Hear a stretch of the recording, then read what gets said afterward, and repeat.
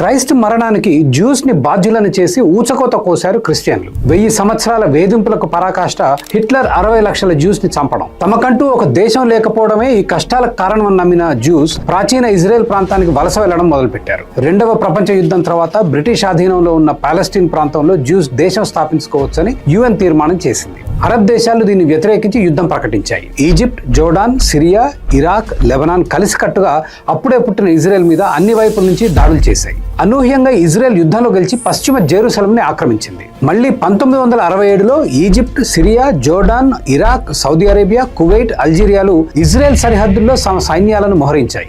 6 రోజుల్లో అరబ్ దేశాల్ని మట్టి కర్పించింది ఇజ్రాయెల్.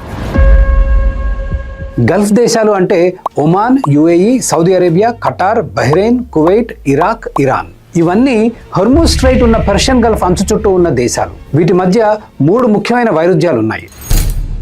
ఒక్క ఇరాన్ తప్ప గల్ఫ్ దేశాలన్నీ అరబ్ దేశాలే. ఇరానీయులు ఫార్సీ భాష మాట్లాడే పెర్షియన్లు. పెర్షియన్ అరబ్ వైరం 1000 సంవత్సరాల నాటిది.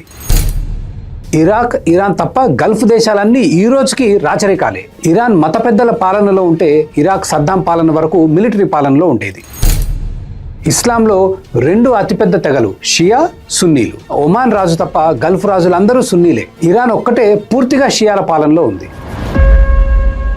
1953లో బ్రిటన్, అమెరికాలు స్వలాభం కోసం ప్రజాస్వామ్య ఇరాన్ ప్రభుత్వాన్ని కూల్చి షా రాచరికాన్ని తీసుకొచ్చాయి. షా పాలనను మార్క్సిస్టులు, మతవాదులు కలిసి 1979లో కూల్చారు. Ayatollah Khomeini Islamic revolutionary guard corps IRGCని స్థాపించాడు. వేలాది ఇరానీ మార్క్సిస్టులను వేటాడి చంపాడు. స్వేచ్ఛాజీవులైన ఇరాన్ ప్రజలు పెనం మీద నుంచి పొయ్యిలో పడ్డారు. ఖొమేనీ గల్ఫ్ దేశాలన్నింటిలో రాచరిక వ్యవస్థను నిర్మూలించి సరిహద్దులు లేని ముస్లిం ఉమ్మాను స్థాపించాలని కలలు కన్నాడు. రాచరికాలకు వ్యతిరేకంగా ముస్లింలను కూడగట్టడానికి ఇజ్రాయెల్ వైరాన్ని వాడుకున్నాడు. అసలు ఇజ్రాయెల్తో వైరం సున్నీ అరబ్బులది. అయినా సరే షియాల ఇరాన్ ఈ సమస్యలో తలదూర్చి తన అపార ఆయిల్ సంపదను ఉపయోగించి హెజ్బుల్లా, హమాస్, హూతీస్ టెర్రరిస్ట్ సంస్థలను పెంచి పోషించింది. గత 40 ఏళ్లుగా ఇజ్రాయెల్తో పాటు గల్ఫ్ దేశాల్లో అల్లకల్లోలం సృష్టిస్తోంది ఇరాన్. ఇరాక్లోని షియాలను సద్దాం ప్రభుత్వాన్ని పడగొట్టమని పిలుపునిచ్చాడు ఖొమేనీ. సద్దాం ఇరాన్ మీదకు యుద్ధానికి వెళ్లాడు. 10 లక్షల మంది చనిపోయారు. బహ్రెయిన్లో ఇస్లామిక్ రెవల్యూషన్ విఫలయత్నం, లెబనాన్లో హెజ్బుల్లా మిలిటెంట్లతో ఇజ్రాయెల్ మీద దాడులు,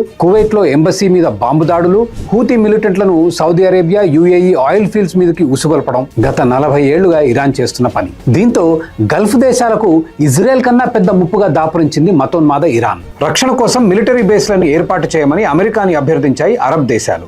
ఇరాన్ భయానికి ఇజ్రాయెల్తో సత్సంబంధాలు నెలకొల్పాయి గల్ఫ్ దేశాలు. ఇది క్లుప్తంగా గల్ఫ్ దేశాల చారిత్రక నేపథ్యం. ఇప్పుడు జరుగుతున్న యుద్ధాన్ని అర్థం చేసుకోవడానికి ఈ అవగాహన తప్పనిసరి.